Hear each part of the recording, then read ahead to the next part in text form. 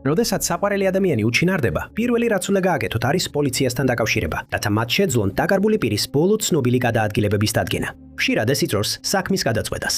მაგრამ ზოგიერთი გაუჩინარება თითქოს ახსნას არ ექვემდებარება და ისინი გადაიქცევა გაუხსნელ საქმეებად, რომლებიც 10 წლევნების განმავლობაში გამომძიებლებისთვის თავსატეხად რჩება. მას არ აქვს ფეხსაცმელი, ტელეფონი და საკრედიტო ბარათი და იგი ითვლება მოწყვლად ზრდასრულად. ეს არის განცხადება, რომელიც დაწერა შეშფოთებულმა დედამ, რომლის ვაჟი აუგუსტ ბეკვითი ამ წელს უკვე მეორედ გაუჩინარდა იდუმალ ვითარებაში. 29 წლის აუტისტი აუგუსტ ბეკვითი ნოემბრის შუა რიცხვებში ოჯახს დაშორდა. მას შემდეგ რაც ბოლოს იუთას შტატის Salt Lake City-ს Sugar House-ის უბანში ნახეს. აუგუსტ ბეკვითი აღწერილია როგორც არავერბალური და შესაძლოა მას ფსიქიკური ჯანმრთელობის კრიზისი ჰქონდა. საბედნიეროდ რამდენიმე კვირის შემდეგ იგი უსაფრთხოდ იპოვეს Taylorsville-ში. ეს მოხდა მას შემდეგ, რაც 10 დეკემბერს აპოლო ბურგერში შენიშნეს. პოლიციის კეთილდღეობის შემოწმებისას მამაკაცის მინაობა გაირკვა და იგი საავადმყოფოში გადაიყვანეს, სადაც დედასთან გააერთიანეს. თითქმის 1 თვის შემდეგ, რაც პირველად გაუჩინარდა, აუგუსტ ისევ გაქრა. დეკემბრის 15 იყო, მისი პოვნიდან 5 დღის შემდეგ. იმ დღეს, როდესაც იგი გაწერეს, იმ საავადმყოფოდან, სადაც მკურნალობდა, მისი გაუჩინარების საიდუმლო კიდევ ერთხელ შეაწუხებდა ოჯახს. იმ წამს, როცა ისინი კარში გამოვიდნენ, ლორი უყურებდა, როგორ გაიქცა მისი შვილი, რომელიც ახლახან დაუბრუნდა, ქუჩაში, State Street-ისა და მეორე ავენიუს მახლობლად. მას ფეხსაცმელი არ ეცვა. მას თან არ ჰქონდა ფული, ტელეფონი და საკრედიტო ბარათი და ახლა ის ისევ დაკარგული იყო. ლორიმ ეთქვა, რომ ამ დროისთვის ის შეიძლება ნებისმიერ ადგილას იყოს. ბოლო ჯერს, როცა ის გაუჩინარდა, საზოგადოებრივი ტრანსპორტით ისარგებლა და უდავოდ ისევ ასე მოიქცეოდა. ის ხსნის, რომ ის შეიძლება ხეობაში ნებისმიერ ადგილას იყოს. მან დაამატა, რომ მისი გაუჩინარება არ იყო არავის დაუდევრობის ან შეცდომის შედეგი, არამედ გამოწვეულია იმ სირთულეებით, რასაც ტრავმისა და აუტიზმის მქონე ადამიანები განიცდიან ცვლილებების დროს. მან განმარტა, რომ ასეთი გამოცდილებები ხშირად შეიძლება ყველაზე საშიში მომენტები იყოს. თითქმის 1 კვირაა გასული მას შემდეგ, რაც აუგუსტ გაუჩინარდა.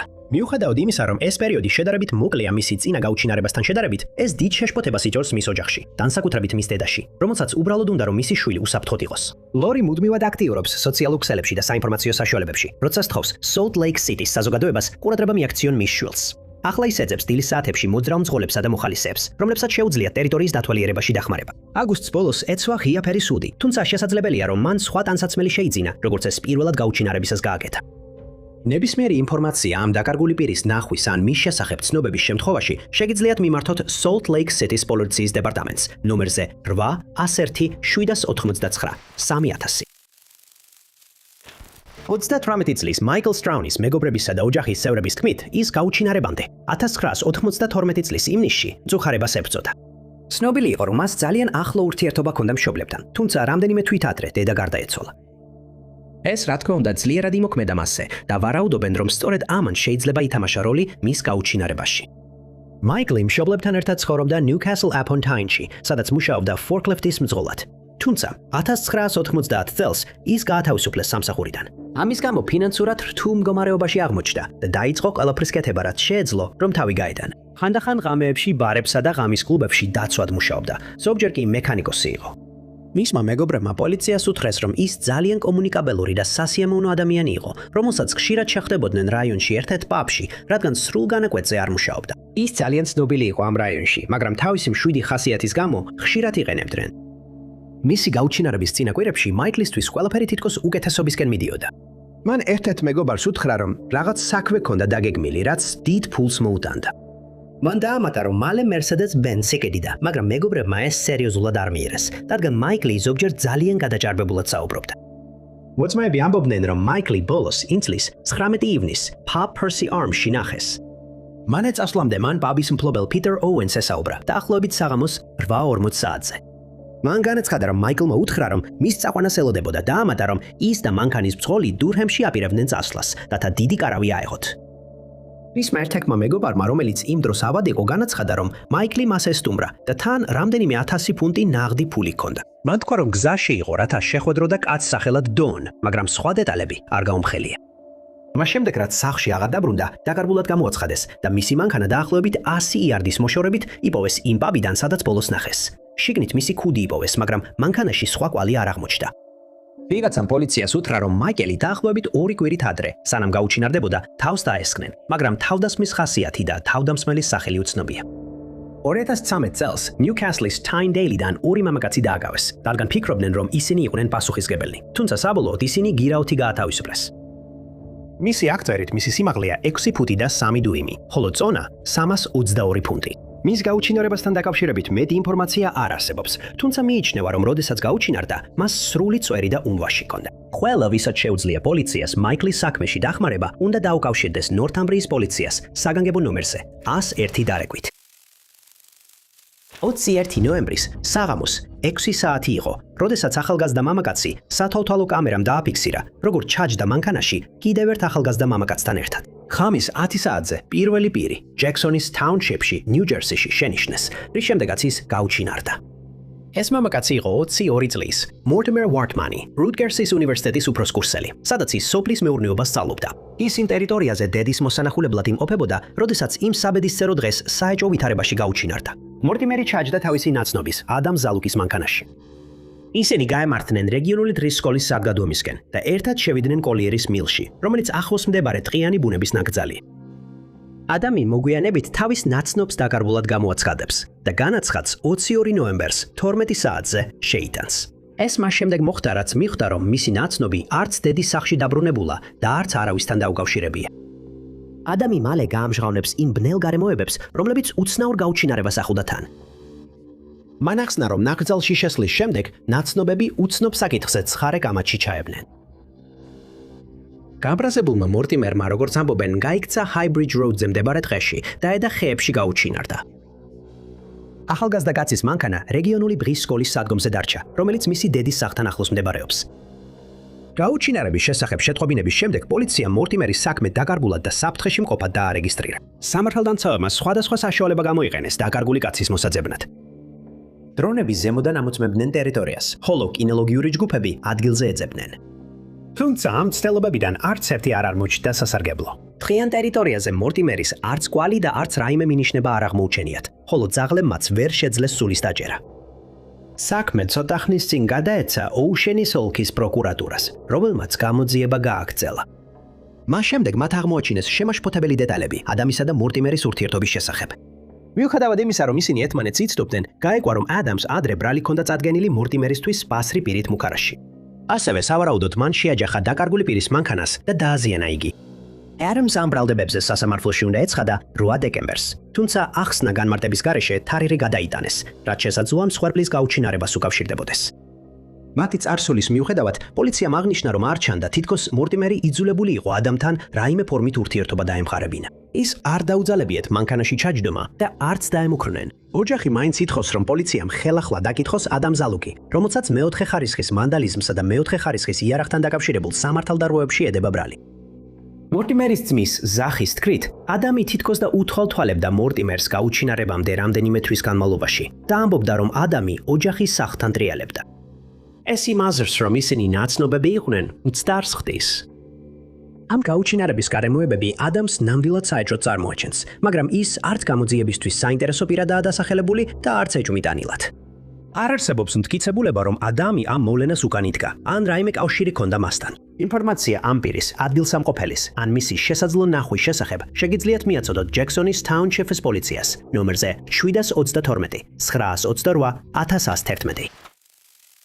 ბევრი ადამიანი თვლის, რომ ჯეიმი ჯო თეიდის 33 წლის ქალის, რომელიც ინდიანაპოლისიდან, ინდიანას შტატიდანაა და რომის შესახებაც 2020 წლის ივლისის შემდეგ აღარაფერი სმენიათ და არ უნახავთ, გაუჩინარებაში დანაშაულებრივი ქმედების კვალი იკვეთება. საქმე დაიწყო იმ თვის 31 რიცხვში, როდესაც ჯეიმი თავის ყოფილ მეგობარ ბიჭთან, რობერტ სორელ ჯუნიორთან მივიდა, რომელიც სამხრეთ ვარმან ავენიუს 500 ბლოკში ცხოვრობს. წყვილი გარკვეული დროის განმავლობაში ერთად იყო, მაგრამ ჯეიმიმ გადაწყვიტა ურთიერთობის დასრულება. მას შემდეგ, რაც სორელსი მის მიმართ ძალადობრივი გახდა. მას შემდეგ, რაც ჯეიმიმ მასთან ურთიერთობა დაასრულა, სორელსი თითქოს ვერ შეეგუა, რომ ყველაფერი დასრულდა და შეუჩერებლად უთვალთვალებდა და ავიწროებდა ჯეიმის.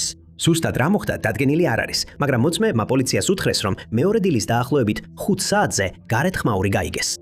როცა მათ გამოიძიეს, დაინახეს, რომ ჯეიმი და სორელსი მის სახლთან გარეთ მძაფრად გამათობდნენ. კამათი იქიდან კიდევ უფრო გამწოვდა და ბოლოს სორელსმა ჯეიმი ხელი დაავლო და თავის სახლში შეათრია.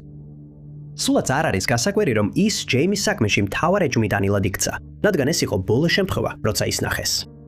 როდესაც ის დაგეგმილ დროს სახლში არ დაბრუნდა, მისმა ოჯახმა შეშფოთება დაიწყო და 5 აგვისტოს იგი დაკარგულად განაცხადეს ინდიანაპოლისის მეტროპოლიტენის პოლიციის დეპარტამენტში. რამდენიმე დღე იყო გასული მას შემდეგ, რაც ბოლოს ნახეს, რამაც გამომძიებლები არახელსაყრელ მდგომარეობაში ჩააყენა. მისი მეგობრები და ოჯახის წევრები ყველა დაკითხეს, მაგრამ არავის ჰქონდა წარმოდგენა, სად შეიძლებოდა ყოფილიყო ჯეიმი. რამდენიმე ადამიანი დაისახა გამოძიებისთვის საინტერესო პირებად, მაგრამ რადგან არანაირი კვალი არ არსებობდა, საქმე თითქოს გაჩერდა. გაცემული და შესრულებული იქნა ჩხრეკის ორდერები, მაგრამ უშედეგოდ. და საბოლოოდ პოლიციამ საზოგადოებას მიმართა, სთხოვა ყველას, ვისაც დამატებითი ინფორმაცია ჰქონდა, გამოსულიყო. მაგრამ მათ გაამხილეს, რომ მიიღეს რამდენიმე მინიშნება, რამაც დააჯერათ, რომ ჯეიმის რაღაც ცუდი დაემართა. სორელის მეზობელი შემდეგ გამოვიდა და აცნობა, რაც იმ ღამეს ნახა. და კიდევ რამდენიმე მეზობელი გამოიკითხა. იქნებ ქონოდათ დამატებითი ინფორმაცია იმ ცხარე კამათის შესახებ, მაგრამ ვერავინ მიაწოდა დამატებითი კვალი.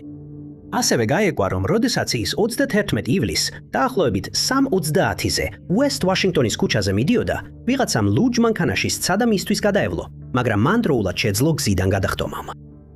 არასოდეს დადასტურებულა ჰქონდა თუ არა ამას კავშირი მის გაუჩინარებასთან, მაგრამ რადგან მის საქმეში დანაშაულებრივი ქმედება ძლიერ ეჭვმიტანილია, ეს შესაძლებლობა არ გამოირიცხება. შემდეგ თვეებში მისმა რამდენიმე მეგობარმა ინტერნეტში კომენტარები გააკეთა, რამაც გამომძიებლები კიდევ უფრო დააფიქრა. მათ განაცხადეს, რომ ჯეიმიმ შესაძლოა დანაშაული შეესწრო, რომელშიც ბლეიკ ბერნელი იყო ჩართული, რომელიც გარდაცვლილი იპოვეს. მათ ივარაუდეს, რომ რადგან მან დანაშაული იხილა, შესაძლოა ის ბერნელის მკვლელების სამიზნე გახდა და სწორედ ისინი იყვნენ პასუხისმგებელი მის გაუჩინარებაზე. ვარაუდობენ, რომ ის ამ საქმეზე პოლიციასთან თანამშრომლობდა და დამნაშავეებმა გააჩუმეს. ეს ყველაფერი მხოლოდ ვარაუდია და ჯეიმის ბედი კვლავ ამოუხსნელ საიდუმლოდ რჩება. მისი აღწერილობით მას აქვს ყავისფერი თმა და ცისფერი თვალები. სიმაღლეა 5 ფუტი და 6 ინჩი, ხოლო წონა 140 ფუნტი. ყველას ვისაც შეუძლია რაიმე დამატებითი ინფორმაცია მიაწოდოს ამ საქმეს, სთხოვენ დაუკავშირდეს ინდიანაპოლისის მეტროპოლიტენის პოლიციის დეპარტამენტს ნომერზე 317 327 6 1160. ჯეიმის სახელი და საქმის ნომერია MP7 3687. რა დაემართა თომას ვეიტს? ეს არის სწორედ ის უპასუხო კითხვა, რომელიც ორეგონს 14 ოქტომბრიდან მოყოლებული აწუხებს. დაახლოებით დილის 10 საათი იყო იმ დღეს, როცა 68 წლის მამაკაცი თავის სახლიდან გავიდა, რომელიც Wally Crest Way-სა და Circle Crest Drive-ის მახლობლად მდებარეობს, Forest Grove-ში. ის ჩვეულებრივად სასეირნოდ წავიდა, თუმცა ამჯერად სახლში აღარ დაბრუნებულა. უმეტესობა ფიქრობდა, რომ მისი ასაკის კაცისთვის ეს მოკლე სწრაფი სეირნობა იქნებოდა, მაგრამ თომასი Gales Creek Road-ამდე მივიდა, სადაც ბოლოს დაახლოებით დღის 70-ზე ნახეს. საათები გადიოდა, მაგრამ მისი კვალი არსად ჩანდა. როცა საღამოს 5-ის შემდეგაც არ დაბრუნდა სახლში. იმ დღეს მის ოჯახს შეშფოთება დაეუფლა და ისინი Forest Grove-ის პოლიციის განყოფილებაში წავიდნენ, რათა თომასის გაუჩინარება შეეტყობინებინათ. ანგარიში იმ დღეს 5 საათსა და 37 წუთზე შეიტანეს და ოფიცრებმა მაშინვე დაიწყეს მუშაობა, რადგან ეს საქმე აშკარა სისწრაფეს მოითხოვდა. თუმცა განსხვავებით უმეტეს დაკარგული პირების შემთხვევებისგან, პოლიციელებმა შეძლეს დაკარგულ მამაკაცთან დაკავშირება მობილური ტელეფონით. თუმცა საუბარი მოგლე იყო. თომასმა მხოლოდ ის მოახერხა, რომ ეთქვა ჩავარდი ორმოში და არ ვიცი სად ვარ. ტელეფონის ტრიანგულაცია ყველაზე რთული აღმოჩნდა და საბოლოოდ ვერ შეძლეს სავარაუდო მდებარეობის დადგენა. როდესაც გაიგეს, რომ კაცი ღრმა ორმოში იყო გაჯადილი საკვების და წყლის გარეშე, ხელისუფლებამ რაც შეიძლება მეტი ადამიანი შეკრიბა დამღლელი ძებნის დასაწყებად. 800 ადამიანი შეიკრიბა იმ ტერიტორიაზე, სადაც თომასი ბოლოს ნახეს. ისინი ჯგუფებად გაიყვნენ და ფართო რადიუსზე დაიწყეს ძებნა, რომელიც 6 დღეს გაგრძელდა. მაგრამ სამწუხაროდ, ვერანაირი ახალი კვალი ვერ აღმოაჩინეს, რომელიც გამონძიებლებს სწორ მიმართულებას მიუთითებდა. ბოლოს ძებნა შეწყვიტეს და პოლიციამ Gales Creek-ის გზის ყველა მცხოვრებს მიმართა თხოვნით შეემოწმებინათ თავიანთი საკუთრება. Wilson River-ის გზატკეცილიც ასევე მოხსენიებული იქნებოდა Mystic Drive-ისა და Shearer Road-ის გვერდით. ამ თხოვნით საძიებო რადიუსი კიდევ უფრო გააფართოვეს, მაგრამ მაინც არაფერი აღმოჩნდა. ინფორმაცია ამ დაკარგულ პირთან დაკავშირებით შეგიძლიათ მიაწოდოთ Forest Grove-ის პოლიციის დეპარტამენტს ნომერზე 503 629 011. Robert Terence McLaughlin, рэპერი, რომელიც ასევე ცნობილია ფსევდონიმით Royal Francis-ი, დაკარგული პირის გამოძიების საგანია, რომელიც 2017 წლის სექტემბერში დაიწყო და ჯერ კიდევ არ არის გახსნილი. იმ დროს ის უკვე ცნობილი рэპერი იყო Jacksonville-ში, ფლორიდაში და ხშირად აკეთებდნენ მის დამამახსოვრებელ ლექსებსა და ენერგიულ ცოცხალ გამოსვლებს. მიუხედავად იმისა, რომ მისი ცხოვრება სწორ გზაზე ჩანდა, იქამდე მისვლა მარტივი არ ყოფილა, რაზეც 2014 წელს მომხდარი ინციდენტიც მეტყველებს. იმ წელს რობერტი ავტოავარიაში მოყვა, რამაც მისი ცხოვრება სამუდამოდ შეცვალა. მან მიიღო თავის ტვინის ტრაუმული დაზიანება, მაგრამ სათანადო სამედიცინო დახმარებისა და საყვარელი ადამიანების მხარდაჭერის წყალობით საბოლოოდ შეძლო მუსიკალურ კარიერაში დაბრუნება. მას გარკვეული მეხსიერების დაკარგვა ჰქონდა, მაგრამ შესანიშნავად გამოჯამრთელდა. 2017 წლის 24 სექტემბერს სიტუაცია კიდევ უფრო დამძიმდა. მისი დედა ითხოვდა, რომ იმ დღეს ის მას ესტუმრა და ერთად უყურეს Jacksonville Jaguars-ის თამაშს მის სახლში. შემდეგ იმავე საღამოს ის წავიდა და უთხრა დედას, რომ მეგობრებს ხვდებოდა და ერთად კალათბურთს ითამაშებდნენ. თუმცა იქ წასვლამდე ცნობილია, რომ ჯერ თავის ბინაში დაბრუნდა, რომელიც Capper Landing-ის კომპლექსში მდებარეობდა, რადგან რამდენიმე მოწმეამ ნახა იგი იქ, დაახლოებით 10 საათზე. ეს იყო ბოლო შემთხვევა, როცა ვინმეს რობერტთან კონტაქტი ჰქონდა. როდესაც მეორე დღეს მისი პოვნა ვერ მოხერხდა, მისმა ოჯახმა პოლიციას მიმართა და გამოძიება დაიწყო. ამასობაში მისმა მეგობრებმა და ოჯახმა დაიწყეს იმ ადგილების ძებნა, სადაც რობერტი ხშირად დადიოდა, მაგრამ არავის უნახავს იგი. შემდეგ კვირებში მისი დედა ანჯელა სულ უფრო მეტად უკმაყოფილო რჩებოდა საქმის მიმდინარეობით. მან მედიას უთხრა, რომ გამომძიებლებისგან არასდროს მიუღია განახლებები და ხშირად საერთოდ არ იცოდა, რას აკეთებდნენ მისი შვილის საფოვნელად. როცა პოლიცია რობერტის ბინაში მივიდა, მისი მანქანა ჩვეულ ადგილას იდგა, ხოლო ბინაში რამდენიმე პირადი ნივთი იპოვეს, მათ შორის საფულე, პირადობის მოწმობა და ტანსაცმელი.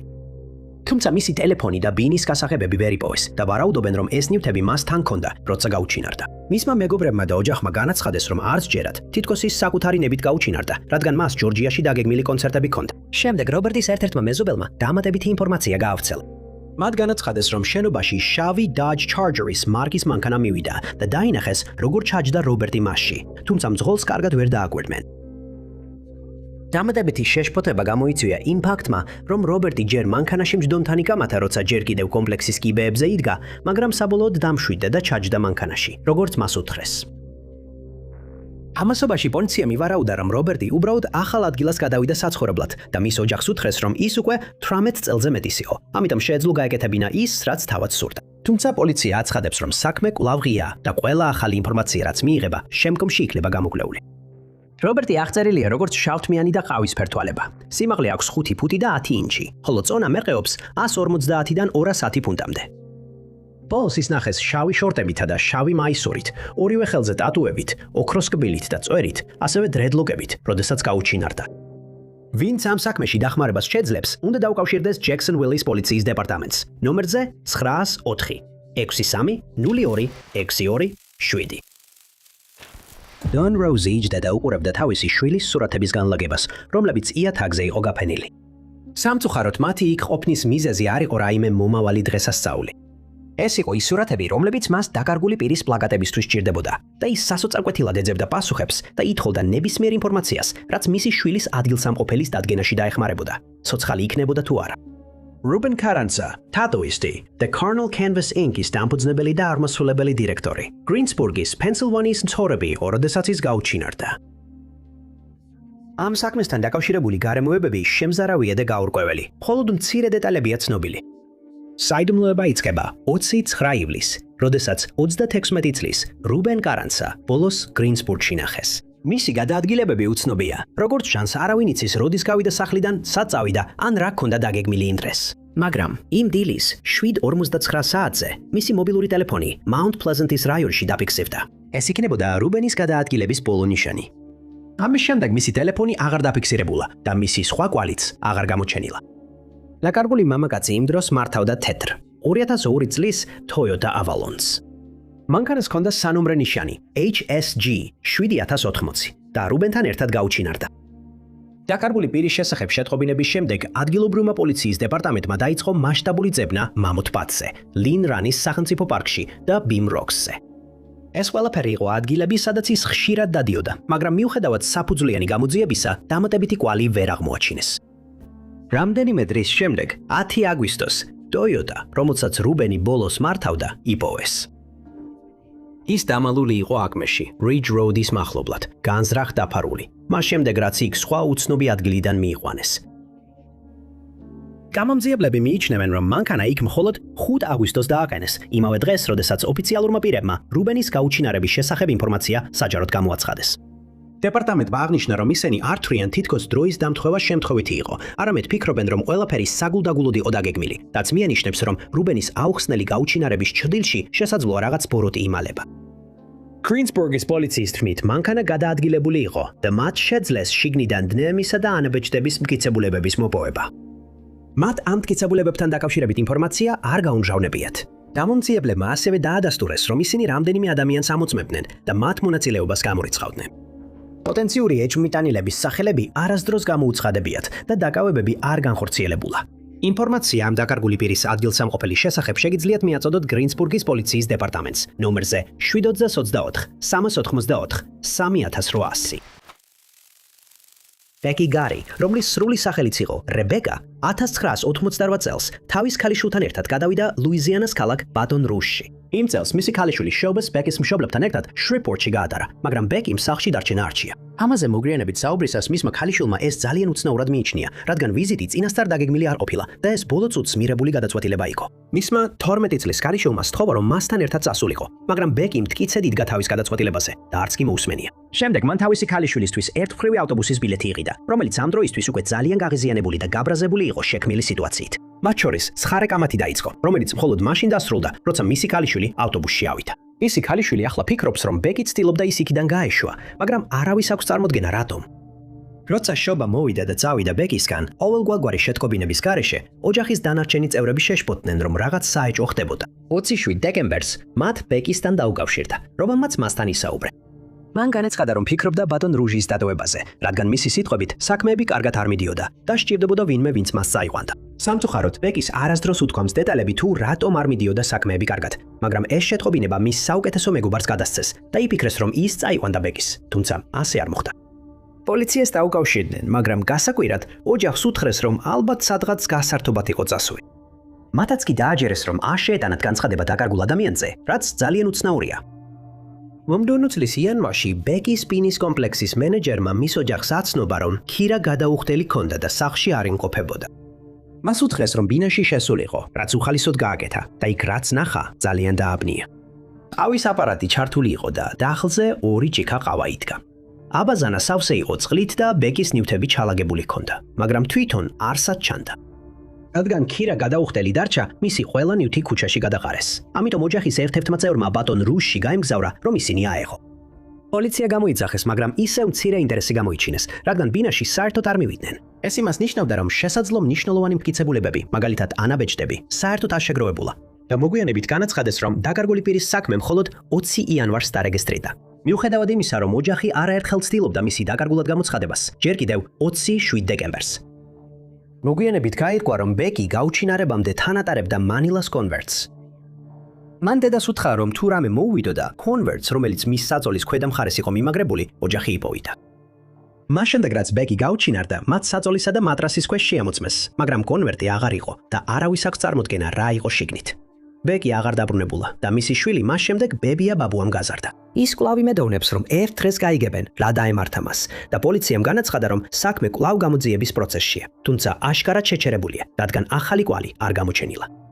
ბეკის ჰქონდა ყავისფერი თმა და მწვანე თვალები. ის იმ დროს იყო 5 ფუტი და 1 ინჩი სიმაღლის და იწონიდა 105 ფუნტს. ყველა ვისაც შეუძლია დაეხმაროს მის საქმეში საბოლოო პასუხის მიღებაში, უნდა დაუკავშირდეს ბატონ ფშირდეს, ბატონ რუჟირდეს, ბატონ რუჟის პოლიციის დეპარტამენტს ნომერზე 225 389 2000. მენისა შირლი გასიუსი ცხოვრობს რანჩო დე დაოში, ნიუ-მექსიკოში და მუშაობს ლოს-ალამოსის ეროვნულ ლაბორატორიაში. ის მუშაობდა ადმინისტრაციულ ასისტენტად. მისი ქმარი მარკიც მუშაობს ლაბორატორიაში. თავისუფალ დროს მელისა მშვიდოსნობით ერთობოდა სპორტით, რომელშიც მას მრავალი თასი ჰქონდა მოგებული. ის ასევე იყო მონადირე. იყო ამ წლის ივნისი და ყველაფერი როგორც ჩანს ჩვეულებრივად მიდიოდა კასიუსების ოჯახისთვის. ეს ასე იყო 26 რიცხვამდე, როცა დაოსი რაღაც უცნაურმა და შემაწრწუნებელმა მოიცვა. იმ დილით ოჯახმა ჩვეული დღე დილის ყავითა და სამსახურისთვის მომზადებით დაიწყო. 6-15-ზე ისინი მივიდნენ ლოს-ალამოსის ეროვნულ ლაბორატორიაში, სადაც მელისამ გააცნობიერა, რომ სამსახურებრივი საშვი სახლში დარჩა. იმის გამო, რომ ლოს-ალამოსიდან ტაოსში და უკან დაბრუნება დიდი მანძილია, მელისამ გადაწყვიტა, რომ სახლში დარჩენილიყო და დისტანციურად ემუშავა. თუმცა იქ წასვლამდე მელისა რამდენიმე ადგილას შეჩერდებოდა. მელისას დიშვილის თქმით, მან ჯერ ფოსტაში შეიარა, შემდეგ კი თავისი ქალიშვილი სიერა ტაოსის კაფეში დატოვა. როცა სიერა იმ დღეს სამსახურიდან სახლში დაბრუნდა, სახლი ცარიელი დახვდა. თუმცა დედამისის მანქანა ეზოში იდგა, ხოლო საფულე ტელეფონი და პირადობის მოწმობა სახლში იყო. მელისა უდაოდ დაბრუნდა იმ დღეს სახლში, მაგრამ იქ დიდხანს არ დარჩენილა. სიერა მამას დედის გაუჩინარების შესახებ აცნობა და საღამოს 5 საათისთვის მამამ მეუღლე დაკარგულად გამოაცხადა. დაუყოვნებლივ დაიწყო გამოძიება და მალე აღმოაჩინეს CCTV-ის ჩანაწერები, სადაც ახლა უკვე დაკარგული ქალი ჩანდა. 53 წლის ქალის ერთ-ერთი ბოლო ცნობილი ნახვა დაფიქსირდა ჯონ დანის მაღაზიაში, ტაოსის ცენტრში. ის CCTV-ის ჩანაწერში ჩანს, როგორც ტოვებს მაღაზიას, ჯდება თავის მანქანაში და მიდის. მელისა ბოლოს დაახლოებით იმ დღეს 2 საათზე ნახეს. მოწმის თქმით ის დაინახეს, როგორ მიდიოდა თაოსში, 518 გზატკეცილზე, სამხრეთის მიმართულებით. რინგის ვიდეოზე არის კამერის ჩანაწერის ნახვის შემდეგ, ოჯახმა შეძლო დაედასტურებინა, რომ ქალი, რომელიც მოწმემ ნახა, მართლაც მელისა იყო. ისინი არ იყვნენ დარწმუნებულები, სად მიდიოდა, ან რატომ. მას არ ჰქონდა ცნობილი ფსიქიკური მდგომარეობა ან შეზღუდვა. მისი ქცევა არ იყო მისთვის დამახასიათებელი და შემაშფოთებელი იყო. განსაკუთრებით შემაშფოთებელი იყო, როდესაც ის სახლში არ დაბრუნდა. გამომძიებლებმა მოკლე ძებნა ჩაატარეს იმ ტერიტორიაზე, სადაც დაკარგული ქალი ბოლოს ნახეს, მაგრამ უშედეგოდ. საბოლოოდ ისინი იძულებულნი გახდნენ შეეწყვიტათ ფიზიკური ძებნა და მხოლოდ დაელოდნენ ახალ ინფორმაციას, მინიშნებებს ან სხვა ნახვას. ხოლო ახლახან გაიგო ოჯახმა ერთ მნიშვნელოვან შესაძლო კვალზე. Facebook გვერდზე 28 ივნის გამოქვეყნებული პოსტით მათ Pot Creek-ის ტერიტორიაზე ხეზე მიბული ცხენი ნახეს.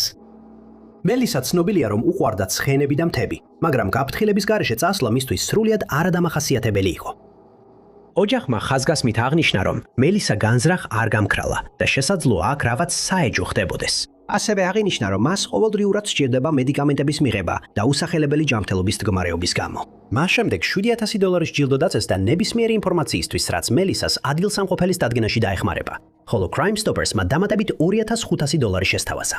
ინფორმაცია ამ დაკარგული პირის შესახებ შეგიძლიათ მიაწოდოთ New Mexico შტატის პოლიციას ნომერზე 505 425 6771. როდესაც საქმე ეხება ისეთ დანაშაულებს, როგორიცაა გადაცებები, მიტაცებები და აუხსნელი გაუჩინარებები, სამხრეთ აფრიკა ერთ-ერთი ყველაზე საშიში ქვეყანაა მსოფლიოში. ეს სიმართლე იყო ჯერ კიდევ 2018 წელსაც, როდესაც ნორვეგიელი სტუდენტი სახელად მარი უსტვოლდი გადაწყვიტა იმ ქვეყანაში გამგზავრება და ის აღარ დაბრუნებულა სახლში. მას შემდეგ, რაც მარი უსტვოლდი ჩავიდა სეჩფილდში, დასავლეთ კეიპში, ის იმ წლის 18 აპრილს იმყოფებოდა ტურისტულ ჯგუფთან ერთად, რომელიც ამ ტერიტორიაზე მოგზაურობდა. და ჯგუფს დაგეგმილი ჰქონდა დარჩენა Afro Vibes ბექპეკერებში, რომელიც Mule Beach-თან ახლოს მდებარეობს. ჯგუფის წევრები მოგვიანებით პოლიციას მოუყვებიან, რომ მარიმ გადაწყვიტა გაესეირნა მას შემდეგ, რაც ტურისტული ჯგუფიდან ერთი წვილი წავიდა სასეირნოდ, მაგრამ წვილმა სწრაფად დაბრუნება გადაწყვიტა, რადგან ძლიერი ქარი ამოარდა. მათ მარია შენიშნეს, როცა ის პლაჟზე იჯდა, მაგრამ გადაწყვიტეს არ შეეწუხებინათ. სანამ პლაჟს დატოვებდნენ, მათ ოკეანის ფოტო გადაიღეს და ეს იყო უკანასკნელი შემთხვევა, როცა მარიე ნახეს. საღამოს 7 საათზე ვახშამი გაიწყო, მაგრამ ის არ მივიდა, რამაც ჯგუფში გარკვეული შეშფოთება გამოიწვია. მათ სადეს მისი მობილურის დარეკვა, მაგრამ პასუხი ვერ მიიღეს და საღამოს 7:11 საათზე გიდმა ეროვნული საზღვაო სამაშველო ინსტიტუტი შეატყობინა, რომ მარიე დაკარგული იყო. დაახლოებით 20 წუთის შემდეგ დაიწყო ძებნა ძაღლების, პოლიციისა და სეჩფილდის სათემო პოლიციის დახმარებით, მაგრამ მარიეს კვალი ვერ აღმოაჩინეს. ასევე გაჩქრიკეს სანაპირო, დინარის შესართავი, დიუნები და მინდებარე ტერიტორიები, მაგრამ უშედეგოდ. ამინდი უკიდურესად გაუარესდა და ზღვა ძალიან მოშფოთებული იყო. ამიტომ ვარაუდობდნენ, რომ მარიე შესაძლოა ახლო-მახლო თავშესაფარს ეძებდა, მაგრამ იმავე ღამით სანაპიროზე იპოვეს თეთრი ფეხსაცმელი, თეთრი ქუდი და iPhone-ი. ფეხსაცმელი და ტელეფონი ნამდვილად მარიეს ეკუთვნოდა, მაგრამ ვის ეკუთვნოდა ქუდი, გაურკვეველი დარჩა. რამდენიმე დღის განმავლობაში საჰაერო, საზღვაო და სახმელეთო სამძებრო სამუშაოები მიმდინარეობდა, მაგრამ მარიე კვლავ დაკარგულად რჩებოდა. ზოგი ადამიანი ამბობდა, რომ ბოლოს მარიეს თეთრი ზედა და ლურჯი ჯინსი ეცვა. სხვები კი ამტკიცებდნენ, რომ მას მუქი ყვავილებიანი ზედა და შავი შარვალი ეცვა. რადგან მეტი ვერაფერი იპოვეს, სამძებრო სამუშაოები საბოლოოდ შეწყვიტეს და მარიე აღარასოდეს იპოვეს. თუ იმ ღამეს მარიე ნახეთ, ან გაქვთ რაიმე ინფორმაცია, რაც მის პოვნას შეუწყობს ხელს, გთხოვთ დაუკავშირდეთ ნისნას პოლიციის დეპარტამენტს ნომერზე 04 42 03 6600. დავაც ბოროტი იმალებოდა Universal Avenues ბნელ ქუჩაზე, Pine Bluff-ში, არგანზაში, მაისში. რაღაც რაც ყველაზე დამაბნევარ გაუჩინარებამდე მიიყვანდა, არ დატოვებდა არც კვალს და არც მინიშნებას, რაც ახსნიდა მომხდარს. საიდუმლოება დაიწყო 13 მაისის შემზარავ ღამეს, საღამოს 9 საათზე, როდესაც ადგილობრივი მცხოვრები ჯანელ ბრენდონი ოჯახის სახლის სიმყუდროვეს გამოეთხოვა. იმ ღამეს ის მეგობართან მიდიოდა, რათა ბანკ-ჰეკო ეთამაშა. გაუნძიებლების თქმით, ჯანელ ბრენდონმა და მისმა მეგობარმა იმ ღამეს კარგად გაატარეს დრო, თუმცა ეს დიდხანს არ გაგრძელებულა. ქამის 10 საათზე ბანკოს თამაშიდან მხოლოდ 1 საათის შემდეგ 53 წლის ქალი იქაურობას გაეცალა. მეგობრის თქმით, რომელიც Universal Avenue-ზე დარჩა, ჯანელ ბრენდონი თეთრ დახურულ სათურთა მანქანაში ჩაჯდა. ძღოლის სავარძელში უცნობი მამაკაცი იჯდა, რომლის ვინაობაც ქალის ოჯახმაც კი არ იცოდა. სავარაუდოდ მეგობრის სახლიდან წასვლის შემდეგ ქალი თავის სახლში უნდა დაბრუნებულიყო, მაგრამ ასე არ მოხდა. ჯანელის გადაადგილება იმ საღამოს დანარჩენ პერიოდში უცნობია და სავარაუდოდ ის სახლში მხოლოდ მეორე დილის 2 საათამდე 4 წუთით ადრე დაბრუნდა. იმ დროს ოჯახის ერთ-ერთ სერვს მესიჯი მიუვიდა. ის ჯანელის ნომრიდან იყო გაგზავნილი, მაგრამ ნამდვილად ჯანელმა გააგზავნა თუ არა უცნობია. მისი მესიჯი ოჯახის სერვს კარის გაღებას სთხოვდა, მაგრამ როცა კარი გააღეს, ჯანელი არსად ჩანდა. ის არც გარეთ იდგა და არც მანქანა იყო გაჩერებული სახლთან. ოჯახს ასევე უცნაურად და არა დამახასიათებლად მოეჩვენა ეს მესიჯი, რადგან ჯანელი ჩვეულებრივ ასე არ საუბრობდა. ჯანელის 3 ქალიშვილიდან ერთ-ერთის თქმით, ის ჩვეულებრივ სრულ წინადადებებს არ წერდა მესიჯებში. ის ასევე იმ ოჯახის სერვს არ მისწერდა, რომ სპეციალურად ეთხოვა კარი გაეხო. იმავე დღეს, როცა მისგან ხმა აღარ იყო, ოჯახმა მისი გაუჩინარების შესახებ Pine Bluff-ის პოლიციის დეპარტამენტს აცნობა. მისი გაუჩინარება განსაკუთრებით საგანგაშო იყო, რადგან ჯოინელმა წამლები არ წაიღო თან, როცა წავიდა. ამბობენ, რომ მას ფსიქიკური მდგომარეობა აქვს, რის გამოც რეგულარულად სჭირდება მედიკამენტების მიღება და მათი გარეშე სერიოზული გვერდითი ეფექტები შეიძლება კიდევ უფრო შეუშალოს ხელი სახლში დაბრუნებაში. რადგან სამართალდამცავებმა არ იპოვეს დანაშაულის ნიშნები, მათ მხოლოდ რამდენიმე ძებნა ჩაატარეს და საზოგადოებას მიმართეს ინფორმაციისთვის. თუმცა ოჯახი არ წყვეტდა დაჟინებულ ძიებას პასუხების მისაღებად. ხედა ღამე ისინი ეძებდნენ ჯოინელს 24 საათის განმავლობაში შეუსვენებლად. ქუჩებს ჩხრეკდნენ, მაგრამ ვერაფერი იპოვეს. არ იყო არანაირი კვალი, მტკიცებულება ან მისი შესაძლო დანახვის შესახებ ინფორმაცია და ჯანელი სრულიად გაუჩინარდა. განსაკუთრებით უცნაური იყო ის, რომ ვერავინ ნახა, რადგან დაკარგულ ქალს უნიკალური ნიშნები ჰქონდა. ჯოინელს ცხვირზე რგოლი ეკეთა და დამწრობისგან ნაწიბურები ჰქონდა კისრის მარჯვენა მხარეს და მარჯვენა ხელზე. როცა ის გაუჩინარდა, ბოლოს ნახეს შავ ლეგინებში, შავ ოქროსფერი ბლუზით და ცისარტყელასფერი ჩანთით. ცისარტყელასფერი ჩანთაც კიდევ ერთი გამორჩეული ნიშანი იყო, რომელიც მიუხედავად ძებნისა და საზოგადოებისადმი მიმართვებისა, ჯოინელთან ერთად უცნაურად დაკარგულად რჩება. დაკარგულ ქალს აქვს ყავისფერი თმა და ყავისფერი თვალდავისფერი თვალები. მისი სიმაღლეა 5 ფუტი და 2 ინჩი, ხოლო წონა 220 ფუნტი. ნებისმიერი ინფორმაცია ამ დაკარგულ პირთან დაკავშირებით შეგიძლიათ მიაწოდოთ Pine Bluff-ის პოლიციის დეპარტამენტის დეტექტივის ცხელი ხაზის ნომერზე 8707-302-106. გამომძიებლები ჯერ კიდევ დაბნეულები არიან იმაზე, თუ რა დაემართა 51 წლის Charles Hopes, რომელიც 1982 წლის 1 აპრილიდან ბრუქსვილიდან, ფლორიდიდან დაკარგულია. ცნობილია, რომ იმ საღამოს მან ზღვის პროდუქტების რესტორანს ესტუმრა, მაგრამ ამის შემდეგ მისი გადაადგილება უცნობია. ჩარლზი, რომელსაც ჩარლიც ეძახდნენ, ბრუქსვილში 1940 წელს დაიბადა. მისი ოჯახი იქ დიდი ხნის განმავლობაში ცხოვრობდა, ამიტომ ისინი მინდებარე ტერიტორიაზე ძალიან კარგად იყვნენ ცნობილნი. ის 6 და-ძმიდან ერთ-ერთია და ბავშვობიდანვე ინტერესი ჩენდა ნადირობისა და თევზაობის მიმართ. სკოლაში ის პერსპექტიულ სპორტსმენად ჩამოყალიბდა და ამბობენ, რომ გამორჩეული მოსწავლეც იყო. როცა მხოლოდ 17 წლის იყო, ცოლად მოიყვანა ქალი სახელად ელისი და მათ 4 შვილი შეჩვილი შეეძინათ. მისი მზარდი ოჯახის უზრუნველსაყოფად მან დაიწყო მუშაობა მშენებლობაში, მაგრამ მალე მიხვდა, რომ ეს საქმე მისთვის არ იყო და გადაწყვიტა უძრავი ქონება ეცადა. მან ამ საქმეში წარმატებას მიაღწია და მალე ამ რაიონში გამორჩეული ბიზნესმენი გახდა. ის აირჩიეს ჰერნანდოს ველი სპორტის ადმინისტრაციის თავმჯდომარედ და ყველა შეფასებით ამ პოზიციაზე წარმატებით მუშაობდა. ჩარლის ქორწინება საბოლოოდ დასრულდა, როგორც მისი მეორე ქორწინებაც, და ამბობენ, რომ ამის მიზეზი ვისი ქალებთან გადაცება იყო. ის ცნობილი იყო თავისი პირდაპირობით, კარგი იუმორის გრძნობით და გაშემომყოფების მიმართ სიკეთით. ის და მისი პირველი ცოლი, ელისი, მიუხედავად იმისა, რომ მათი ქორწინება დასრულდა, ლეგობრებად დარჩნენ და ამბობდნენ, რომ ძალიან ახლობლები იყვნენ. თუმცა 1982 წლის მარტში მისმა რამდენიმე მეგობარმა მის ქცევაში უცნაური ცვლილებები შენიშნა. ერთხელ, როდესაც ის ჯორჯიაში იმყოფებოდა, თავისი შვილის სკოტის სამხედრო ბანაკის დასრულების ცერემონიაზე დასასწრებად, მან არადამახასიათებელი განცხადებები გააკეთა. მან სკოტს უთხრა, რომ თუ რამე მოუვიდო და ის დარწმუნდებოდა, რომ სკოტზე იზრუნებდნენ. ამ დროისთვის მას უკვე ყავდა შვილი, რომელსაც 30 მარტს ეწრია ალისის სახლში. ალისი მოგვიანებით იტყოდა, რომ მას წასვლა არ უნდოდა და ვიზიტის დროს უჩვეულოდ ჩუმი იყო, თუმცა ამის მიზეზი მას არ იცოდა. მან დაამატა, რომ ინერვიულა, მაგრამ ვერ მიხვდა რა აწუხებდა მას. ერთ მომენტში მას ტელეფონზე საუბარი მოუწია და როცა კითხეს, ამის შესახებ კომენტარი არ გააკეთა. მეორე საღამოს მან ვახშამი Redfish Seafood and Steakhouse-ში მიირთვა და მასთან ერთად რამდენიმე მეგობარი და მისი ბიძა იყვნენ. ვახშმის დროს მან თქვა, რომ როგორც კი დაასრულებდნენ, თავის შეყვარებულის სახლში წავიდოდა და მთელი ვახშმის განმავლობაში აშკარად არ იყო კარგ ხასიათზე. სავარაუდოდ, ერთ მომენტში ის ადგა და უბრალოდ რესტორნიდან გავიდა, მაგრამ არავის დაუნახავს, როგორ წავიდა. ეს იყო ბოლო შემთხვევა, როცა ჩარლი ნახეს. მიჩნეულია, რომ ის დაახლოებით ღამის პირველ საათზე წავიდა, მაგრამ ზუსტი დრო არასოდეს დადასტურებულა. მან მაგიდაზე დაუსრულებელი სასმელი დატოვა, რასაც ჩვეულებრივ არასდროს აკეთებდა, როგორც მისი მეგობრები ამბობენ. მისი სატვირთო მანქანა მიტოვებული იპოვეს მის სამშაო ადგილზე, მაგრამ ის სამსახურში არასდროს მისულა. მისი ოფისი დაკეტილი იყო, ხოლო შიგნით გამომძიებლებმა მისი თევზაობის აღჭურვილობა და ცეცხლსასროლი იარაღები იპოვეს. გაიმართა მასშტაბური საძიებო ოპერაციები, მაგრამ მიუხედავად იმისა, რომ ტყეები და ჭაობები გულდასმით შეამოწმეს, ჩარლი ვერ იპოვეს. მას შემდეგ, რაც სხვა უძრავი ქონების აგენტის ნეშტი იპოვეს, გაჩნდა ეჭვი, რომ ამ ტერიტორიაზე სერიული მკვლელი მოქმედებდა. თუმცა ეს თეორია საბოლოოდ უარყვეს.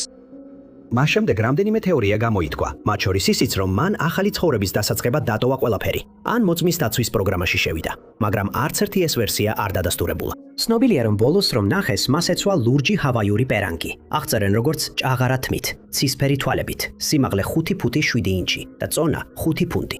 ყველას, ვისაც ჩარლის საქმეზე დამატებითი ინფორმაცია აქვს, სწხოვენ დაუკავშირდეს ჰერნანდოს საგრაფოს შერიფის ოფისს, ნომერზე 3 5 2 7 5 4 6 8 3 0. მისი საქმის ნომერია 7-3. ჰოი ქევუ, რომელიც მეგობრებისთვის პატრიციად იყო ცნობილი, დაიბადა ჰონგ-კონგში, მაგრამ სტუდენტური ვიზით გადავიდა თუსინში, არიზონაში. სადაც იმავე წლის დეკემბერში დაამთავრა არიზონას უნივერსიტეტის ბიზნეს ანალიტიკის სამაგისტრო პროგრამა. სწორედ არიზონას უნივერსიტეტში შეხვდა თავის მომავალ მეუღლეს. დამთავრების შემდეგ წყვილი ჩინეთში გაემგზავრა ქორწინებისთვის. ამის შემდეგ ისინი თუსონში დაბრუნდნენ, სადაც ჰოი მოხალისედ დაიწყო მუშაობა ლაბორატორიის კვლევით ასისტენტად იმავე ინსტიტუტში, რომელიც დაამთავრა. ოჯახისა და მეგობრების თქმით, 35 წლის ჰოის არანაირი პრობლემა არ ჰქონდა, არც პირადი და არც სამუშაოსთან დაკავშირებული. როგორც ჩანს, ის თავის ცხოვრებას მშვიდად და ბედნიერად ატარებდა. მაგრამ 2025 წლის 18 აპრილს ქალის ქცევაში ცვლილება მოხდა. იმ დღეს მან დატოვა სახლი, სადაც ქმართან ერთად ცხოვრობდა და უთხრა მას, რომ სჭირდებოდა ჰაერზე გასვლა, სუფთა ჰაერი. ჰოი, მაშინვე გაუჩინარდა, როგორც კი იმ სახლიდან გავიდა. მან ჩაჯდა თავის მანქანაში და წავიდა, აღარავის უნახავს და მისგან აღარაფერი სმენიათ. უკვე მეორე დღეს მისი გაუჩინარების შესახებ აცნობეს თუსონის პოლიციის დეპარტამენტს. მისი გაუჩინარებიდან მხოლოდ 2 დღის შემდეგ გამოძიებამ პირველი შემაშფოთებელი კვალი აღმოაჩინა. ეს იყო ჰოის თეთრი 2019 წლის Volkswagen Tiguan, რომელიც მიტოვებული იპოვეს Mount Lemonis Wendy's Point-თან, კატალინას გზატკეცილზე. რაც კიდევ უფრო შემაშფოთებელი იყო, მისი ტელეფონი და ჩანთა მანქანაში დარჩენილიყო, მაგრამ ჰოი არსად ჩანდა. შემდეგი 6 დღის განმავლობაში სამართალდამცველები ფართომასშტაბიან ძებნას აწარმოებდნენ Windy Point-ის ტერიტორიაზე, მაგრამ დაკარგული ქალის ადგილსამყოფელის შესახებ დამატებითი კვალი ვერ აღმოაჩინეს. ფიმას ოლქის შერიფის დეპარტამენტის განცხადებით, არ არსებობდა არანაირი ნიშნები დანაშაულებრივი ქმედებისა და არაფერი, რაც მათ დანაშაულის არსებობაზე დაეჭვებდათ. სინამდვილეში არ არსებობდა არანაირი კვალი, რომელიც რაიმეს მიუთითებდა. მას შემდეგ პოლიცია ანალიზებს ჰოის ტელეფონსა და ლეპტოპს, იმ იმედით, რომ იპოვიან რამეს, რაც საბოლოოდ გაარკვევს ამ საიდუმლოს. ჰოი, ბოლოს ნახეს, როცა სახლიდან გავიდა, ეცვა პიჟამის შარვალი და შავი მაისური. ნებისმიერი ინფორმაცია ან მისი შესაძლო დანახვის შესახებ ცნობები შეგიძლიათ მიაწოდოთ ჰიმას ოლქის შერიფის დეპარტამენტს, რომელიც არის საქმის გამოძიებაზე პასუხისმგებელი სააგენტო და მათთან დაკავშირება შეგიძლიათ ნომერზე 520-314-900. 1986 წელს 19 წლის ჯოის ვალკატი განსაკუთრებულად ცუდი ირბლის პერიოდს გადიოდა. მაგრამ მან გადაწყვიტა, რომ ყველაფერი შეეცვალა და კარგი სამსახური მოეძებნა. და სწორედ ამ პროცესში იყო, როცა მოულოდნელად გაუჩინარდა. ჯოისი, რომელიც 5 შვილისგან ერთ-ერთი იყო, მამა 9 წლის ასაკში დაკარგა. მის შემდეგაც ოჯახი ფარმინგტონში, ნიუ-მექსიკოში გადავიდა. მან რამდენჯერმე არნიშნა, რომ იქ ბედნიერი არ იყო და 1985 წელს გადაწყვიტა დამოუკიდებლად ეცხოვრა. ის გადავიდა რესედაში, კალიფორნიაში, სადაც ცხოვრობდა თავისი დეიდა ირინესა და ბიძაშვილი ჯეისონთან ერთად. ის ჩაიწყა რესედას საშუალო სკოლაში, სადაც გეგმავდა დიპლომის აღებას, მაგრამ შემდეგ 2 ავტოავარიის მონაწილე გახდა როგორც მგზავრი, რამაც მისი გეგმები შეაფერხა. თავდაპირველად ჩანდა, რომ მას სერიოზული დაზიანებები არ მიუღია, მაგრამ მოგვიანებით დადგინდა, რომ შესაძლოა ხერხემალსა და თეთავის ქალას შორის გარკვეული გამიჯვნა ჰქონდა მიღებული. მან გაიკეთა ოპერაცია, მაგრამ გაკვეთილებზე კონცენტრირება უჭირდა იმ მოუხერხებელი კისრის ფიქსატორის გამო, რომელიც უნდა ეტარებინა. შემდეგ მან დაიწყო შეხვედრები სკოტ ნუნთან, რომელიც იმავე საცხოვრებელ კომპლექსში ცხოვრობდა. იმ წლის მარტში მან გადაწყვიტა სკოტთან და მის ძმასთან ერთად გადასულიყო საცხოვრებლად და გადაწყვიტა საკუთარი ბედი თავად შეექმნა სამსახურის მოძებნით. მან აიღო ბევრი სამუშაოს განაცხადი და ახლომდებარე მაღაზიებსა და ბიზნესებში დასაქმებაზე შეიტანა განცხადება. აპრილის 29-ს ჯოისმა, ნუნისთან და მისი ძმის შეყვარებულმა დატოვა ბინა, რათა რამდენიმე განაცხადი შეეტანა. ცნობილია, რომ ის წავიდა 713-ში, Once Market-ში და Winchell's Donut House-ში, რომლებიც ყველა Sheraton Way-ზე მდებარეობდა. მისი თანამგზავრები Winchell's Donut House-ში ელოდნენ, სანამ ის გვერდით მდებარე Save-On-ს მაღაზიაში განაცხადს ავსებდა, მაგრამ ის აღარ დაბრუნებულა. ნუნი იმ დღის მეორე ნახევარში სახლში მივიდა და გაიგო, რომ ჯოისი დაკარგული იყო. მან დაკარგული პირის შესახებ განცხადება შეიტანა, მაგრამ შეცდომით უთხრეს, რომ 24 საათი უნდა დაეცადათ. საქმე საბოლოოდ მეორე დღეს გახსნეს, მაგრამ ისევ Westwell-ის პოლიციის დეპარტამენტი თითქოს არ იყო დაინტერესებული. მათი ვარაუდეს, რომ ჯოისმა უბრალოდ საკუთარი ნებით გადაწყვიტა ტერიტორიის დატოვება, მიუხედავად იმისა, რომ უთხრეს, ეს ასე ვერ იქნებოდა. პოლიციამ საბოლოოდ დაიწყო გამოკითხვების ჩატარება, მაგრამ ნუნსა და მის ძმას მოუწიათ გაევრცელებინათ ფლაიერები საქმის დეტალებით. შემდგომში გაირკვა, რომ მოწმეებმა დაინახეს ჯოისი ავტობუსის გაჩერებაზე მჯდომი და ატირებული, ხოლო სხვამ განაცხადა, რომ ენცინოში ერთ რესტორანში ოფიციანტად მომუშავე ნახა. მას შემდეგ ახალი კვალი არ გამოჩენილა და ჯოისის ოჯახმა მისი აღწერა საჯაროდ გაავრცელა. მას აქვს გრძელი წაბლისფერი თმა, კავისფერი თვალები, ერი თვალები, სიმაღლე 5 ფუტი და 3 ინჩი, ხოლო წონა იმ დროს იყო 106 ფუნტი. ბოლო ნახვისას მას ეცვა ლურჯ თეთრი ზოლიანი ბამბის პულოვერი, ლურჯი ჯინსები, თეთრი კამიკამარი და თეთრი ფეხსაცმელი. მას აკეთა LCD Timex-ის საათი და ყვითელი ლითონის ყელსაბამი უნიკორნის საკიდით. ყველას ვისაც რაიმე ინფორმაცია აქვს, სად შეიძლება იყოს ჯოისი, სთხოვენ დაუკავშირდეს ლოს-ანჯელესის პოლიციის დეპარტამენტს ნომერზე 21-385-28-28-06. მისი საქმის ნომერია 63. სუდიქშა კონანკი დაიბადა 2004 წლის დეკემბერში. 2 წლის შემდეგ მას მიენიჭა მუდმივი ბინადრობის სტატუსი შეერთებულ შტატებში და ცხოვრობდა South Riding-ში, ვირჯინიაში. საკუთარი თინეიჯერობის ბოლოს მან დაამთავრა თომას ჯეფერსონის სახელობის მეცნიერებისა და ტექნოლოგიების საშუალო სკოლა ჩრდილოეთ ვირჯინიაში. ამის შემდეგ მან ჩაირიცხა პიტსბურგის უნივერსიტეტში, სადაც მედიცინის მოსამზადებელ პროგრამაზე სწავლობდა. 2025 წელს ის ჯერ კიდევ სწავლობდა, როცა წლის დაწყებიდან 3 თვის შემდეგ გადაწყვიტა მცირე შესვენება აეღო. მესამე მარტი იყო, როცა 20 წლის გოგონა და მასთან ერთად უნივერსიტეტში მოსწავლე 5 ქალი, სტუდენტი პუნტა-კანაში, დომინიკის რესპუბლიკაში ჩავიდნენ.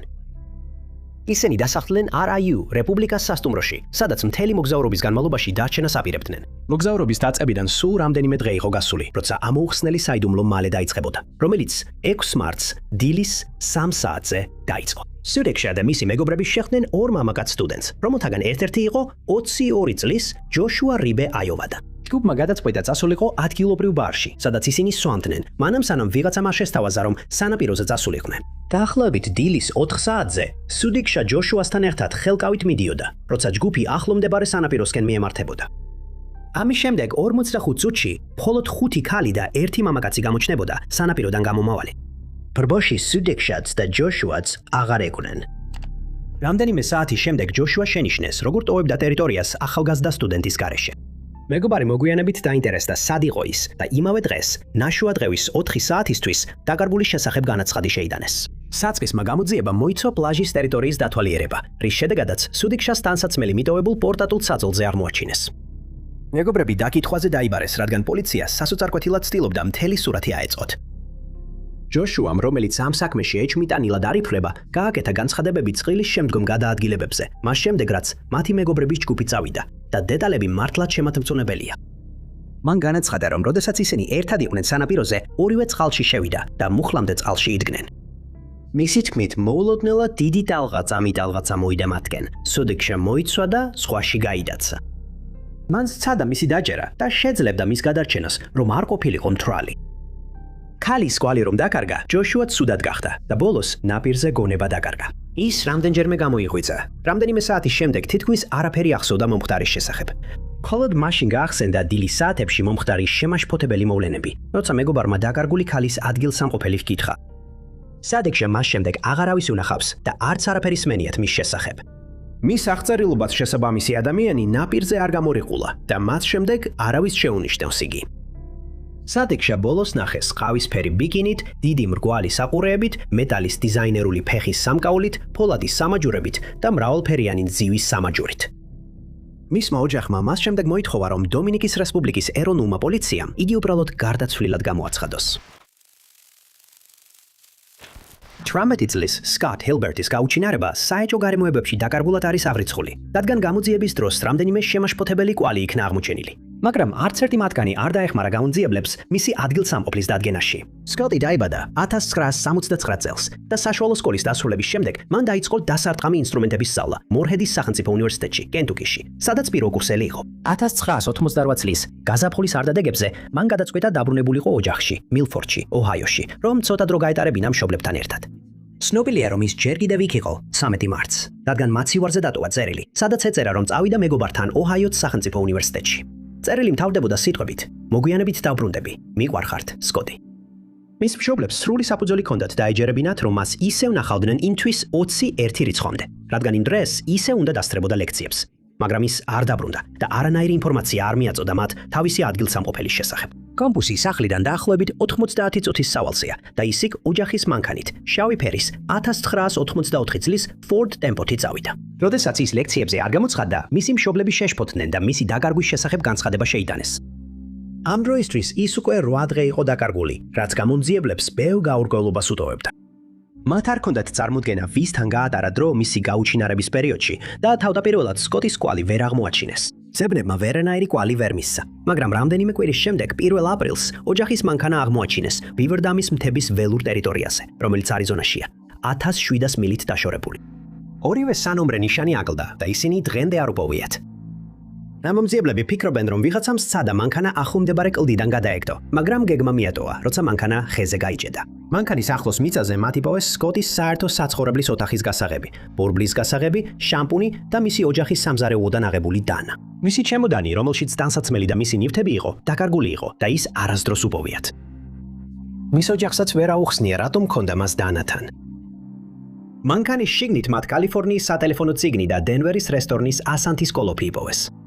მიჩნეულია, რომ ეს ორი ნივთი ეკუთვნოდა იმ ადამიანს, ვინც მანქანის კლდიდან გადაგდება სცადა. და მიუხედავად იმისა, რომ მანქანაზე უცნობი ანაბეჭდები იპოვეს, არასოდეს დადგენილა, ვის ეკუთვნოდა ისინი. ცნობილია, რომ მანქანამ 3800 მილი გაიარა, მას შემდეგ რაც სკოტი გაუჩინარდა. მიუხედავად იმისა, რომ ის მისი ოჯახის სახლიდან 1700 მილში იპოვეს. სკოტს ყავისფერი თმა და მწვანე თვალები აქვს. მისი სიმაღლე დაახლოებით 6 ფუტია და გაუჩინარების დროს დაახლოებით 150 ფუნტი იწონით. ვინც სკოტის საქმესთან დაკავშირებით რაიმე სასარგებლო ინფორმაციას ფლობს, სთხოვენ დაუკავშირდეს იუნიონის თაუნშიფის პოლიციის დეპარტამენტს, ნომერზე 513 752 1220. სკოტის საქმის ნომერია MP7 1926. Canon Sullenbergeri პირადი ტრენერი იყო და ფლობდა body design fitness. ის სანდო ადამიანი იყო, როგორც ყველა ვინც მას იცნობდა, ამბობდა და გაფრთხილების გარეშე წასვლა მისთვის უჩვეულო საქციელად იქნებოდა. თუმცა სწორედ ეს გააკეთა მან. მაგრამ კენონს სინამდვილეში წასვლა არ უნდოდა. ის სრულიად გაუჩინარდა, არ დატოვა არანაირი ნიშანი, რაც პასუხს გასცემდა კითხვას, რა დაემართა მას. ეს იყო 2025 წლის 16 თებერვალი, როდესაც კანონი, რომელიც იმ დროს 51 წლის იყო, ბოლოს ნახეს კომუსში. როდესაც ოჯახმა, მეგობრებმა, კლიენტებმა და მისმა ბიზნესმა ვერ მიიღეს მისგან ინფორმაცია, მათ პოლიციას აცნობეს სიტუაციის შესახებ, რომელიც ბინაში მისი მდგომარეობის შესამოწმებლად მივიდა. პოლიციამ ბინა ცარიელი იპოვა, გარდა 3 ძაღლისა, რომლებიც იქ დარჩენილიყვნენ. ამ აღმოჩენის შემდეგ შეშფოთება კიდევ უფრო გაიზარდა. კენონი თავის ძაღლებს აღმერთებდა და არასდროს დატოვებდა მათ ნებაყოფლობით. მიუხედავად ამისა, პოლიცია ვერ იპოვიდა დანაშაულის არანაირ მტკიცებულებას. ოჯახის მიერ დაქირავებულმა კერძო დეტექტივმა დაადგინა, რომ ის შესაძლოა გამქრალიყო მე-16-ის გვიან საღამოსა და 17-ის დილის საათებს შორის. გაუჩინარების გარემოებები კი კვლავ გაურკვეველი და შემაშფოთებელია. ხელისუფლებამ გამოძიებაში დახმარებისთვის კინოლოგიური დანაყოფები ჩართო. ორ სხვადასხვა შემთხვევაში ძაღლებმა თავიანთ კინოლოგებს ბინის კომპლექსის სამხრეთ კარტან მიიყვანეს და პირდაპირ Peace Health-ის სადგომის შუაგულში შეჩერდნენ. აქ კენონის სუნი თითქოს ქლება, რაც მიუთითებს, რომ შესაძლოა ის მანქანაში ჩაჯდა და გაუჩინარდა. მიუხედავად მიმდებარე ბიზნესების საფუძვლიანი შემოწმებისა, არც ერთი სათვალთვალო კამერის ჩანაწერი არ აჩვენებდა დაკარგული კაცის შემდგომ გადაადგილებას. გაუჩინარების შემდეგ ოჯახი და მეგობრები ამ რაიონში პოსტერებს ავცელებენ და საზოგადოებას თხოვენ ნებისმიერ ინფორმაციას, რაც კენონის ადგილსამყოფელს გაარკვევს. ყოფილმა კლიენტმა განაცხადა, რომ თუ კენონს დაკარგავენ, საზოგადოება განს დაკარგავს, რითაც ხაზი გაუსვა, რამდენად მნიშვნელოვანი და ცნობილი იყო ის კომუსის ხალხისთვის. ინფორმაცია ამ უცნაური საქმის შესახებ შეგიძლიათ მიაწოდოთ ვანკუვერის ვაშინგტონი პოლიციის დეპარტამენტს ნომერზე 364 87 7400. უკვე 28 წელი გავიდა მას შემდეგ, რაც სუზან ლაილი, რომელიც მეგობრებსა და ოჯახში უფრო ცნობილია როგორც სუზი, ბოლოს ნახეს და მისი საქმე კვლავაც აბნევს გამომძიებლებს ოლბანში, ნიუ-იორკში. სუზი სარატოგა სპრინგში, ნიუ-იორკში დაიბადა. მას ორი უფროსი და ძმა ჰყავდა და ბავშვობის უმეტესობა ბალსტონ სპას რაიონში გაატარა, სადაც სკოლაში სწავლობდა. ის გამორჩეულად ნიჭიერი მოსწავლე იყო, რომელმაც 1986 წელს ღირსებით დაამთავრა სკოლა. ამის შემდეგ მან სწავლა დაიწყო ნიუ-იორკის სახელმწიფო უნივერსიტეტში, სადაც კომპიუტერულ მეცნიერებებს ეუფლებოდა. ის და მისი მეგობარი ბიჭი, რიჩარდ კონდანი, ერთმანეთს შეხვდნენ და ურთიერთობა დაიწყეს ჯერ კიდევ სკოლაში სწავლის დროს, თუმცა სხვადასხვა უნივერსიტეტში სწავლობდნენ. მისი გაუჩინარების დროს სუზი უნივერსიტეტის კოლონიალ ქუადის საერთო საცხოვრებელში ცხოვრობდა და სწავლის საფასურის დასაფარად და დამატებითი შემოსავლისთვის მუშაობა დაიწყო კომპიუტერული პროგრამული უზრუნველყოფის მაღაზიაში, სახელად ბაბიჯისში, ქალაქ ტროიში. მაღაზია მდებარეობდა კროსგეიტსის მოლში, რომელიც ვესტ მერესა და გილდერლენდშია, სუზის კამპუსის დასავლეთით. მისმა დედამ პოლიციას უთხრა, რომ სუზიმ მას 1988 წლის 1 მარტს დაურეკა და უთხრა, რომ ფული უნთავდებოდა. მისმა დედამ შესთავაზა ფულის სესხება, მაგრამ სუზიმ დაამატა, რომ მალე ხელფას მიირებდა და მანამდე კარგად იქნებოდა. მეორე დილით მან შუალედური გამოცდა ჩააბარა, რის შემდეგაც რამდენიმე ლექციაზე ნახეს, რომლებიც 4 საათზე დასრულდა. შემდეგ ბაბიჯისში სამუშაოდ წავიდა და თავისი ცვლა საღამოს 9 საათზე დაასრულა. ცნობილია, რომ მაღაზიის დახურვიდან 20 წუთში გავიდა და როგორც ყოველთვის, შემდეგ კაპიტალ დისტრიქტის სატრანსპორტო ავტორიტეტის ავტობუსში ჩაჯდა და საერთო საცხოვრებლისკენ გაემართა. მისი ერთ-ერთი თანაკურსელი დაინახა, როგორც ჩამოვიდა ავტობუსიდან კოლინსის წრის გაჩერებაზე დაახლოებით საღამოს 9 საათსა და 45 წუთზე. შემდეგ დაახლოებით 3 წუთის სავალი ჰქონდა საერთო საცხოვრებლამდე, მაგრამ იქ აღარ მისულა და მას შემდეგ აღარავის უნახავს. რიჩარდი მაშინ შეშფოთდა, როცა მეორე დღეს სუზის ვერ მიაგნო და როცა უთხრეს, რომ ის საერთო საცხოვრებელში არ დაბრუნებულა, მშობლებს დაუკავშირდა. მათ კამპუსის პოლიციას მიმართეს, მაგრამ უთხრეს, რომ სტუდენტები ხანდახან ოთახებში არ იმყოფებიან და ალბათ მალე დაბრუნდებოდა. მაგრამ შემდეგ მოვლენებმა ბნელი მიმართულება მიიღო. მეორე დღეს ვიღაცა მის ანგარიშიდან $20 გამოიტანა ბანკომატიდან, რომელიც ოლბანის რაიონში მდებარე მაღაზიაში იყო. ცნობილია, რომ ეს დაახლოებით 4 საათზე მოხდა, მაგრამ მაღაზიის კამერამ უცნობი მიზეზების გამო არ დაფარა ის ადგილი, სადაც ბანკომატი იყო განთავსებული. ასე რომ უცნობია, ვინ გამოიყენა მისი სადებედო ბარათი. როცა მას დაკითხეს, რიჩარდმა განაცხადა, რომ მხოლოდ მას და სუზის იცოდნენ მისი პინ-კოდი და მხოლოდ მას შემდეგ, რაც მისი ალიბი დადასტურდა, ის აღარ იყო ეჭვმიტანილი. ის მეგობრის სახლში იყო და ვიდეო თამაშებს თამაშობდა, როცა სუზი გაუჩინარდა. მაგრამ შემდეგ მან უარი თქვა პოლიგრაფის ტესტის ჩაბარებაზე და სრულად შეწყვიტა თანამშრომლობა გამომძიებლებთან. შემდეგ გაირკვა, რომ სუზი ცდილობდა რიჩარდთან დაშორებას, მაგრამ ის ატირდა და სუზიმ გადაიფიქრა. ინცლის ივნისში სუზის ბაბიჯის თანამშრომლის ბეიჯი იპოვეს კოლინსის წრის გვერდით მდებარე ავტოსადგომში, მაგრამ ვერასდროს დადგინდა იმ ღამით დაკარგა თუ არა, რადგან ბეიჯი მოძველებული იყო. გარდა ამისა, ავტობუსის მძღოლს, რომელმაც იმ ღამით სუზი ნახა, ვერ შეეძლო ზუსტად ეთქვა კოლინსის წრეზე ჩამოვიდა თუ არა. მისმა ერთ-ერთმა კოლეგამ ბაბიჯიდან განაცხადა, რომ სუზი 1 თვის განმავლობაში ჩიოდა, რომ ვიღაც უთვალთვალებდა, მაგრამ არასდროს უთქვამს, ვინ იყო ეს, ან რატომ ფიქრობდა ას. $20,000 ჯილდო დაწესებულია იმ ინფორმაციისთვის, რომელიც სუზის პოვნას შეუწყობს ხელს. მისი აღწერილობით მას აქვს ღია ყავისფერი თმა, ცისფერი თვალები, სიმაღლე 5 ფუტი და 3 ინჩი, ხოლო წონა 170 ფუნტია.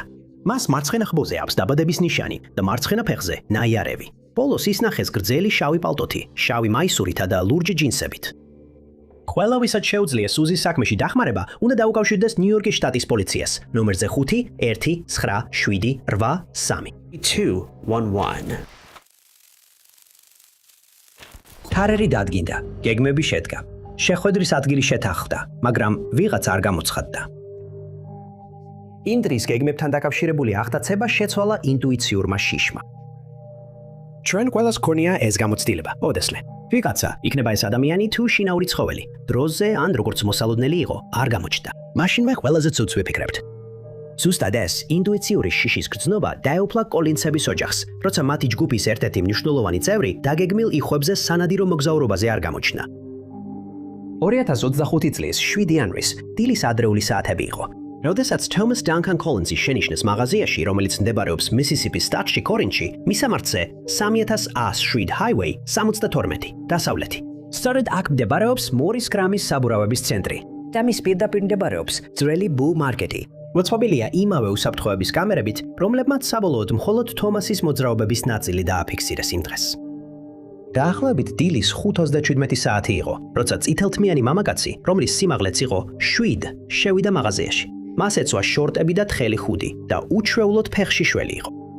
ისე ჩანდა, თითქოს მან საცხოვრებელი ნაჩქარევა დატოვა. ფეხსაცმელი ან შესაბამისი ტანსაცმელი არ ჩაუცომს. შემოშფოთებლად მან კამერას ახედა. ხელები გულთან ჰქონდა შეკრული. ზოგი ამბობს, რომ ის ლოცულობდა, სხვები კი ფიქრობენ, რომ დახმარებას ითხოვდა. მაღაზიის გამყიდველი 38 წლის მამაკაცს სასმელს შესთავაზებდა და მას პალტოსა და შავ პერანგს გადასცემდა, რომელზეც ყვითელი წარწერა იყო. თამასი აქ თავის ტელეფონს მხოლოდ 10 წუთით დატენავდა. დილით 5:50 საათზე თომასი მაღაზიიდან ფეხით სწრაფად გავიდა და არ მიუთითებია სად მიდიოდა. ეს ის მომენტია, როცა თომასი მაღაზიიდან გავიდა და საიდუმლოება იწყება. რადგან ეს იქნებოდა ბოლო დრო, როცა ვინმე Thomas Collins ნახავდა, ან მისგან რამეს გაიგებდა. ის იმ დღეს დაგეგმილ ნადირობაზე აღარ გამოცხადდა, რამაც მაშინვე შეშფოთება და შიშის გრძნობა გამოიწვია. შეშფოთებულებმა რამდენჯერმე სცადეს მასთან დაკავშირება, მაგრამ პასუხი ვერ მიიღეს.